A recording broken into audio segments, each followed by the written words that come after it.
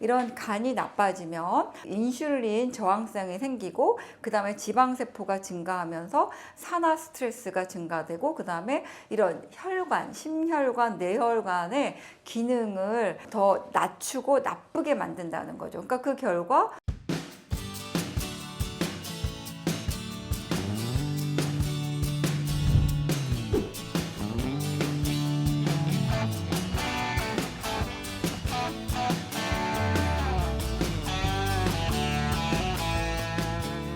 왜 정상인 그룹보다 비알코올성 지방간 환자군에서 치매로 진행된 환자들이 더 적었을까요? 그 이유는 비알코올성 지방간 환자분들에게서 22.1%의 환자분들이 뇌혈관 질환이 생겼기 때문에 평소에 병원에 내원해서 혈관 관리를 잘 받았습니다. 그래서 결국에는 이런 치매 발생 위험률을 정상인분들보다 좀 더 낮춘 것으로 추정을 하고 있습니다. 그러니까 뇌혈관 질환의 위험 인자가 있다 하더라도 병원에 내원해서 잘 관리를 하면 정상인들보다 오히려 치매에 걸릴 확률이 조금 더 낮더라. 이제 이런 것도 우리가 알 수가 있었다는 거죠. 그래서 여기서 중요한 거는 우리가 비알코올성 지방간 환자분들이 그 자체로 치매 위험 인자가 된다라기보다는 비알코올성 지방간을 치료하지 않고 조금 더 진행이 돼서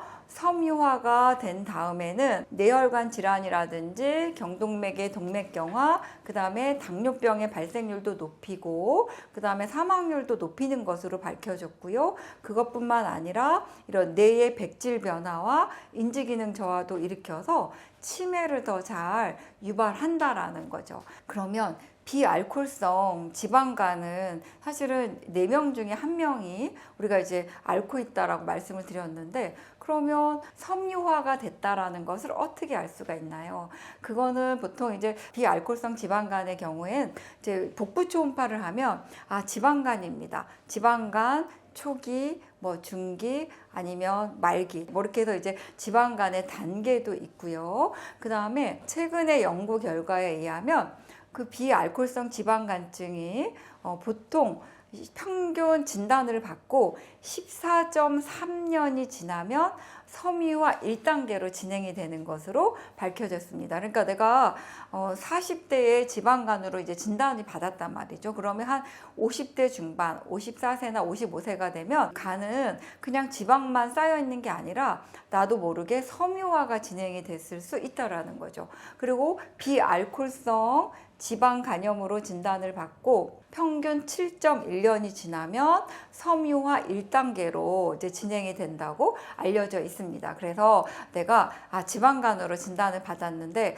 그냥 한 1, 2년 됐을 때는 큰 문제가 없는데요. 내가 한 7년 또는 14년 이렇게 이제 오랜 기간 지방간을 여러분들이 치료하지 않고 또 관리하지 않고 둔다면 나도 모르게 어느새 간의 섬유화가 진행되었을 수가 있고, 그것을 그냥 놔두면 이제 치매로 진행될 가능성이 또 높다.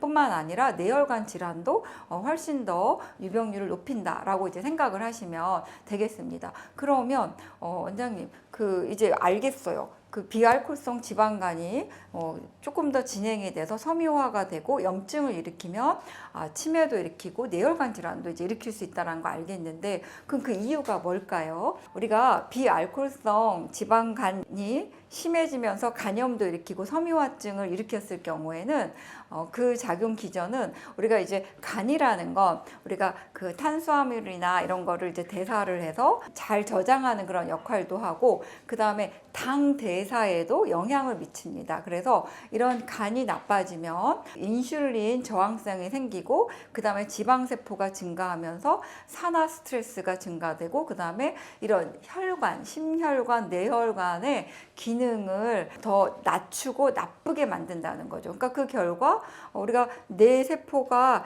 잘 우리가 건강하게 살려면 혈관의 건강이 중요하다고 말씀드렸습니다. 그래서 뇌로 가는 혈액의 공급이 원활해야 되는데 이런 지방간이 심해지면서 섬유화가 되고 그 다음에 염증이 생기면 그런 기능들이 조금씩 이렇게 악화되고 결국에 뇌세포도 더 빨리 죽게 된다라고 이제 이해를 하시면 되겠습니다. 있습니다. 그래서 실제로 간의 섬유화가 심하게 진행된 정도와 혈관성 변화로 나타나는 어떤 전두엽 기능, 우리가 수행 능력을 잘 못한다든지 하는 그런 이상 유무의 연관성과도 밀접한 관계가 있다라는 그런 연구 결과들이 밝혀져 있습니다. 그래서 우리가 이제 지방간, 그러니까 특히 비알코올성 지방간을 갖고 있는 분들은 그것을 치료하지 않고 쭉 두면 7년, 14년이 지나면서 이 뇌혈관의 변화를 일으키게 되고 결국에는 우리가 혈관성 치매라든지 뭐 알츠하이머 치매보다는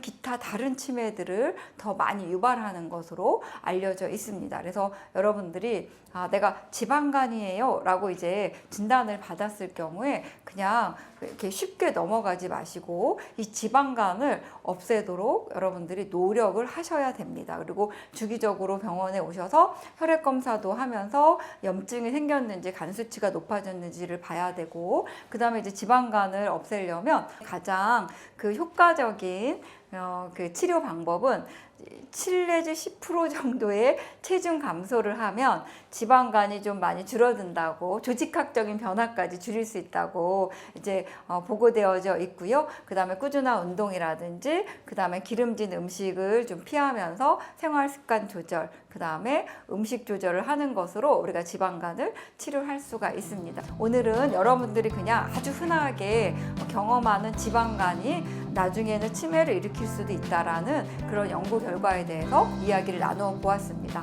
좀 도움이 되셨나요? 도움이 되셨다고 하시면 좋아요와 구독을 꾹 눌러주시고 많은 분들께 널리 전파해 주십시오. 저는 다음 이 시간에 찾아뵙도록 하겠습니다.